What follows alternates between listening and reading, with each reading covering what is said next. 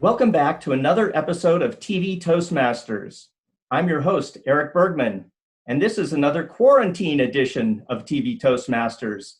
Due to the coronavirus situation, we're filming this from our home offices.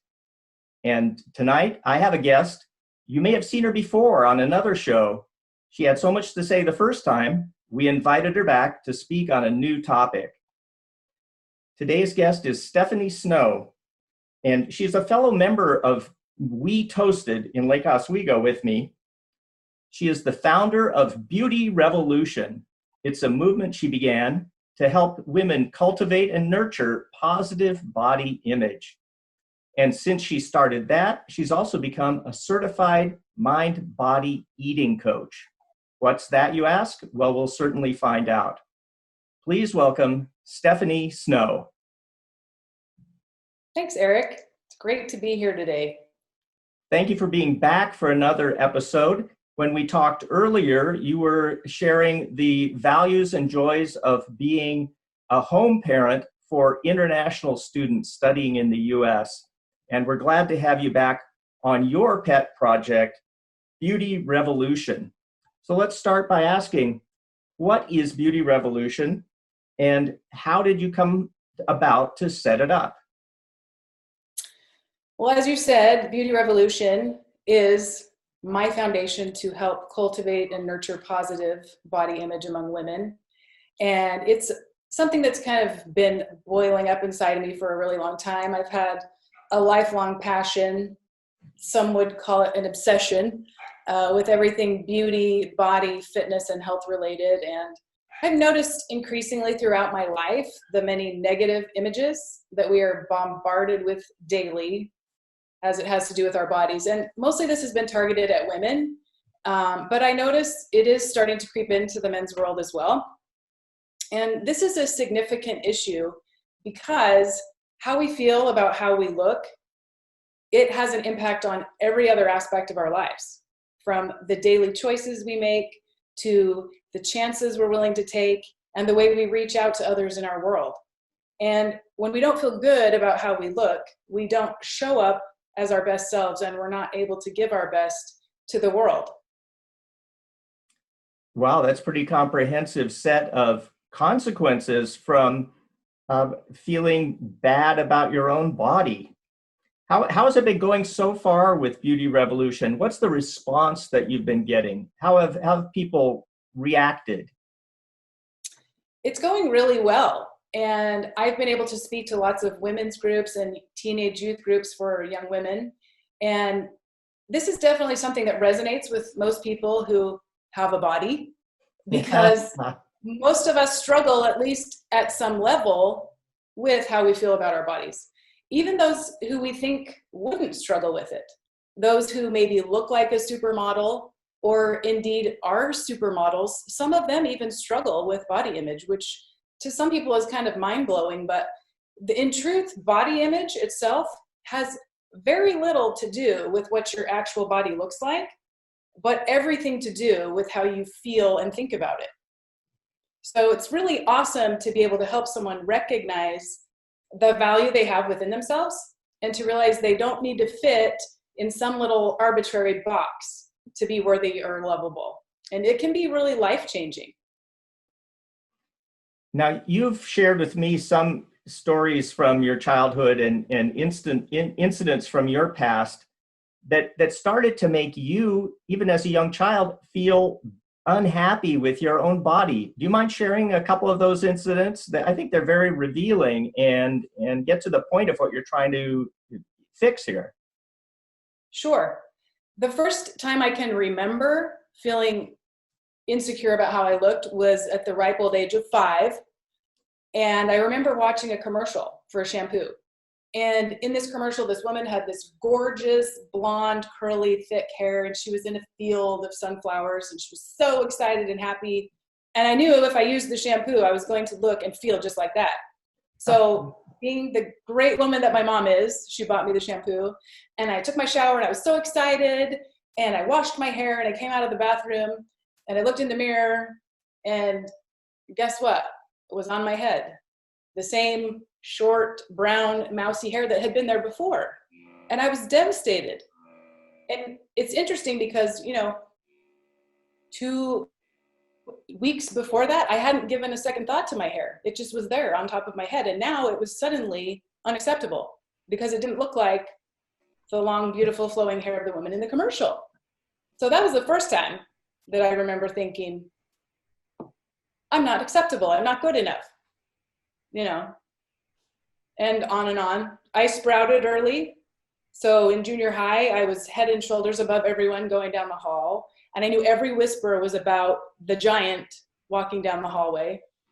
I even had a guy grab my arm one day and he said, "Oh my gosh, that's bigger than mine," which is not really what you want to hear as a teenage girl. Right. So I never really felt, I should have used it to punch him.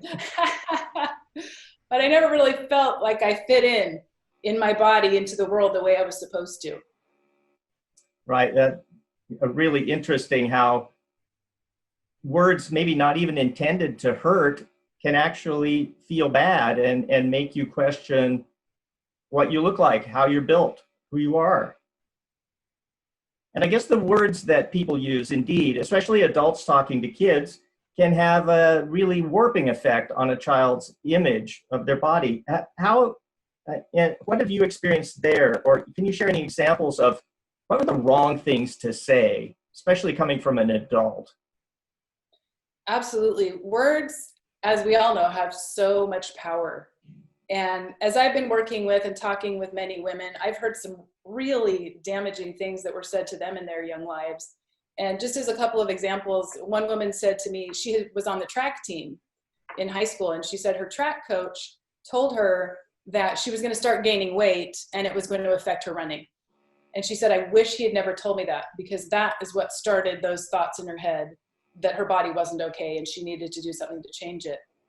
Another woman told me that she was a cheerleader and her advisor made them have weigh-ins every week as part of their cheerleading grade.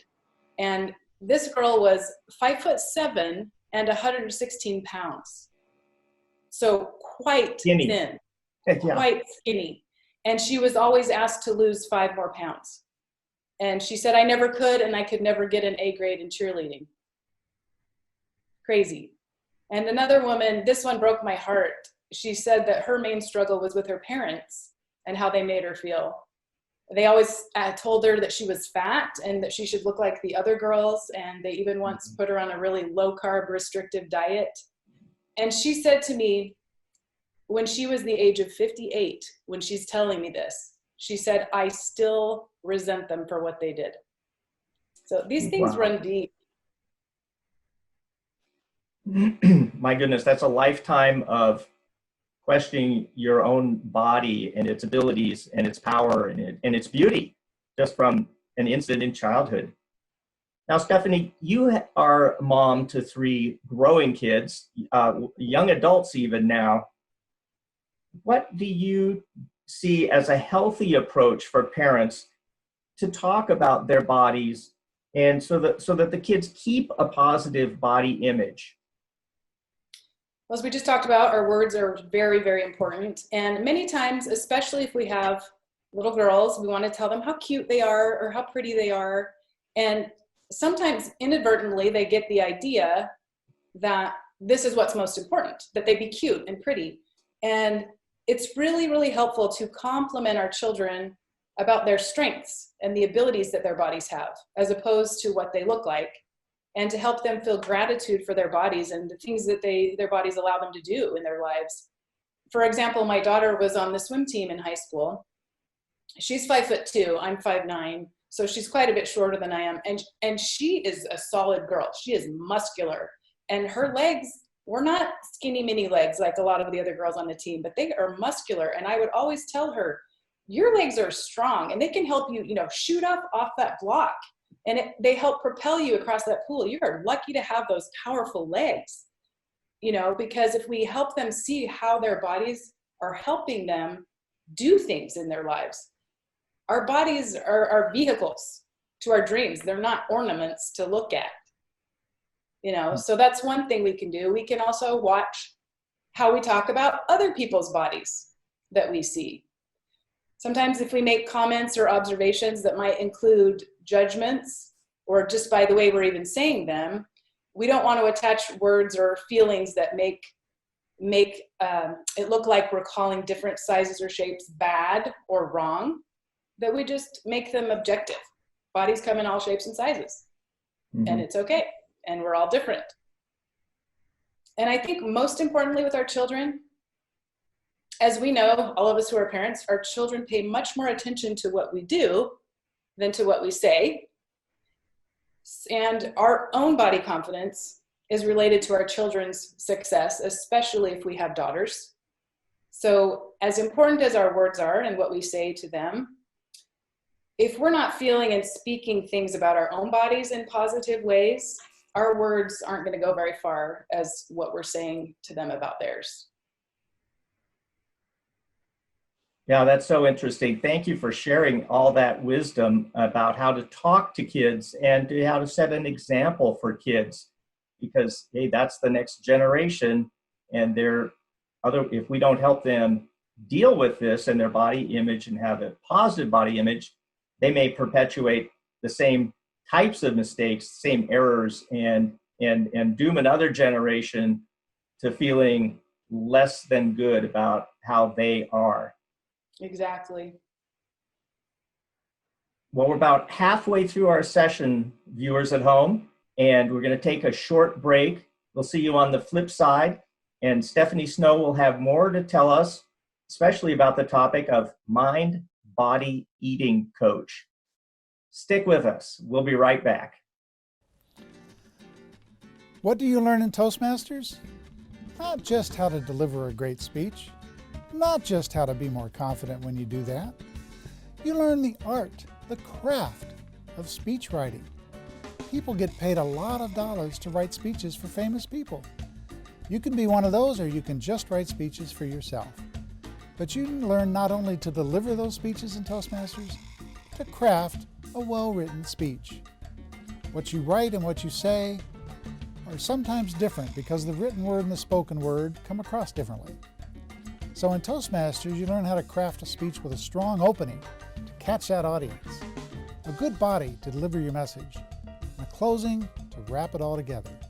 You learn how to write that speech, deliver that speech, improve that speech with greater confidence. That is part of the package you get in Toastmasters.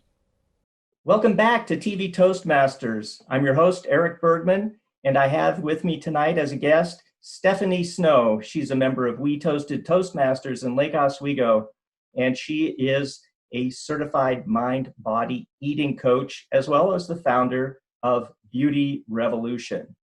Let's get back to some questions, Shephanie. Now, you've given some Toastmasters speeches about how advertising and the media promote unrealistic ideals of beauty, especially toward women, and makes people feel they can't measure up. How do we get beyond what the media and advertising is selling us about our bodies?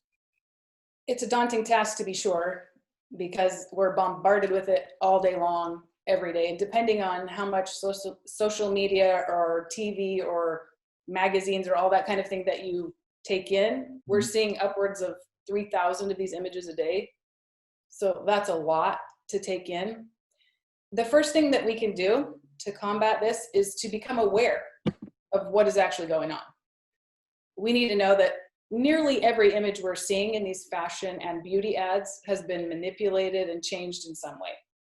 They are not images of reality, they're images of marketing. Beauty products are a $59 billion a year industry in the United States, so this is big business. And we need to know that the goal of this industry isn't about helping us feel better or more beautiful or to be more successful. In fact, it's the complete opposite of that. The whole industry thrives on making us feel insecure, not enough, or lacking in some way. Because the truth is, if we ever become satisfied with ourselves, their businesses, they're going to dry up and be gone. So that's why they spend so much time and effort and money creating this false, perfect, happy world.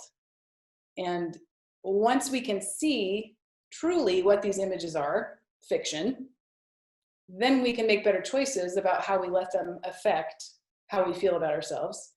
And we can also use that to help us make better choices of who we want to support with our money when we're buying products also. And like I said, it's definitely not easy because we're bombarded with it all day long, and it takes kind of a relentless effort on our part as well. How is it that you define your ideal of authentic beauty as opposed to the flawless and literally unobtainable beauty that the advertisers want to sell to us? I'm sure you've heard it said that beauty is in the eye of the beholder. And I, as a beholder of beauty, say that there are just as many definitions of beauty as there are people on this planet. And sometimes I think that our flaws can be some of the most beautiful aspects of ourselves, those things that make us truly unique. And everyone has elements of true beauty within themselves. Some things are more physically apparent, and others are more visible as you get to know someone, such as the way they show love to others, or their grace and their poise in any situation, or the way they come alive when they're engaging in something that they love to do. And when your eyes are open, you can see beauty everywhere, in everything, and in everyone. Oh, but it's easier just to be superficial and look at the exterior, isn't it? Yeah. Before we go any further, Stephanie, tell us where people can find out more information about Beauty Revolution. You have a Facebook page and an Instagram page. Where do we get that information? I also have a website that's jointhebeautyrevolution.com. My Instagram is also the same, Join the Beauty Revolution. And my Facebook page is just simply Beauty Revolution. Okay, jointhebeautyrevolution.com or on Facebook at Beauty Revolution. That's great. I know I've seen some interesting information as a follower of your Facebook page. Now, since you started the Beauty Revolution movement, you have also continued to learn, and you recently became certified as a mind-body eating coach. I have no idea what this is, so please tell me what that title means and what you now know that you didn't know before. It is a mouthful, to be sure. This is a fascinating area of study to me, and it's a revolutionary approach to food and body issues. And this part of study is based on two main concepts, and one of them is called dynamic eating psychology, which is also a mouthful. And this teaches us that we each have a unique relationship with our bodies and with food, and that these relationships often have important lessons to teach us if we choose to listen to them. And the challenges that we have can be deeply connected to other areas of our life, such as our personal relationships, our fulfillment in the things that we do, and even in our environment. And this work also teaches the concept of mind-body nutrition. And that goes far beyond just the classical nutrition that we all learned maybe a little of in school or have looked at in diet books or whatever. And it focuses on the connection instead between the brain, the body, and our behaviors. So simply put, that means what we're eating is only half of the story. The other half is who we are as eaters and what we bring to the table when we sit down to eat. How is it that you became certified with the title of Mind-Body Eating Coach? What's the course of study and what's involved? I went through an 8-month program with the Institute for the Psychology of Eating and entailed many hundreds of hours of online instruction, working with a peer coach, and progressing through my own journey with food and body issues, and also exams every month or so. And it's a pretty rigorous program. Can you tell us from what you learned, what are some of the main things that we as Americans get wrong about eating? I hesitate to say we're wrong. I don't want to make us wrong, but I think we do a lot of things that we've been conditioned to do because of the society that we live in, which is we're all about getting things done. We're all about getting them done now and as quickly and as efficiently as possible. That's kind of how we Americans are, right? And that might work in the corporate world or when we're trying to check off things on our to-do list, but it doesn't really benefit our bodies and the things that our bodies need. So that said, I will mention a couple of things that we tend to do in the Western world. And one of those is that we tend to do our eating the way we do everything else, which is too fast, right? So Mark David, who's the founder of the Institute, said, if you can't learn to eat slowly, you will never be able to overcome your eating challenges. It's that simple, which is a pretty bold statement. But I'll tell you a little bit of the science behind it. Is when we eat fast, we put ourselves into a stress response, which means we get excess levels of cortisol and insulin, the fight or flight reaction, so our body is keyed up, which inhibits our body's ability to digest, assimilate, and burn calories efficiently. And it also signals the body to store weight, store fat, and to not build muscle. So as you can imagine, all these things combined together can lead to things like weight gain, digestive issues, fatigue, and a host of other problems we don't want to have to deal with, but many of us do. So in short, our bodies digest best when we're relaxed. And a second thing that we do often here in this country is that we eat cheap, poor quality food. And again, it's a function a lot of the time is we're in a hurry.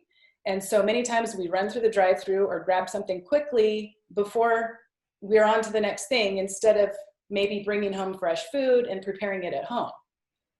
So the quality of the food equals the nutritional value of the food, right?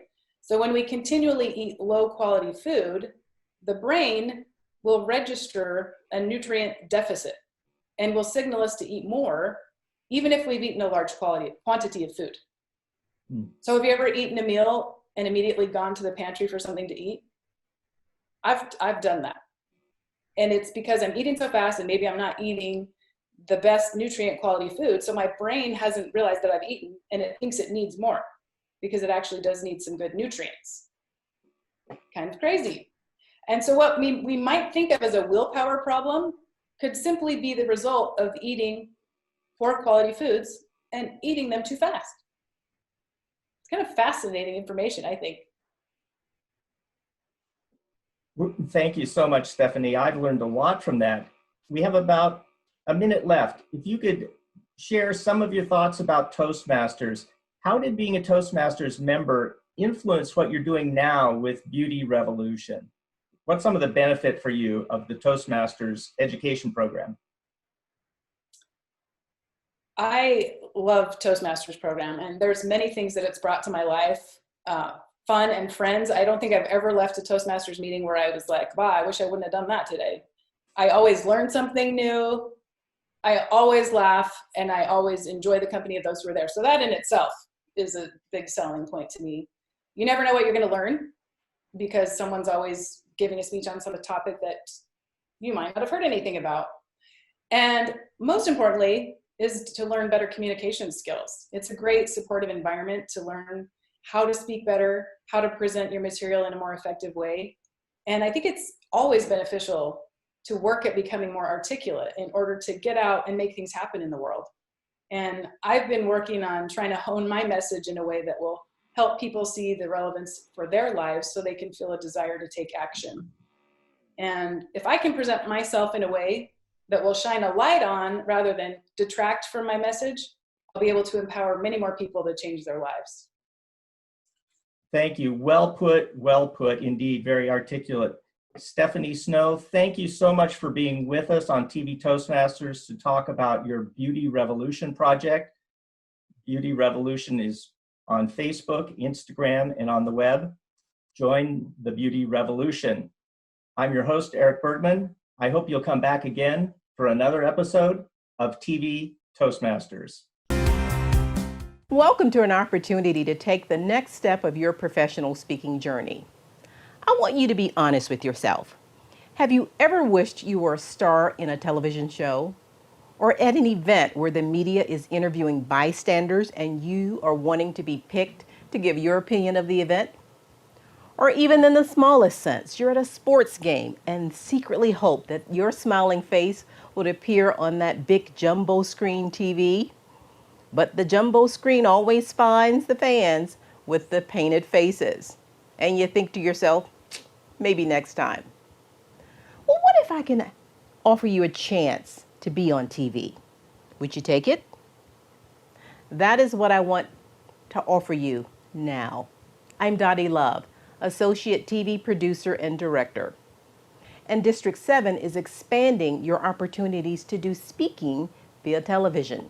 We have 4 fully equipped television studios and TV Toastmaster broadcasts to over 500,000 homes, plus a YouTube channel. Who knew? We want to invite you to take advantage of using media and television, either in front or behind the scenes. Let me share a few options that you have. First, you can be a guest on a show. Highlight your business or hobby or your community interest. Anything you're passionate about. Be a featured guest. Secondly, you can train to be a host on an ongoing TV segment. We will train you for that. Third, what about creating your own talk show? We will train you for that as well and give you access to a community media studio to do just that. Or lastly, be behind the scenes, either running a camera or editing shows. You decide which avenue is best for you, and our TV Toastmasters team will help you to navigate to get the most out of your media experience. If this intrigues you, please contact us here at TV Toastmasters. I'm Dottie Love, and you can reach me or any of us in the TV Toastmasters family at the contact information at the bottom of the screen. You can also find us on the web. Our website is 7512.toastmastersclub.org.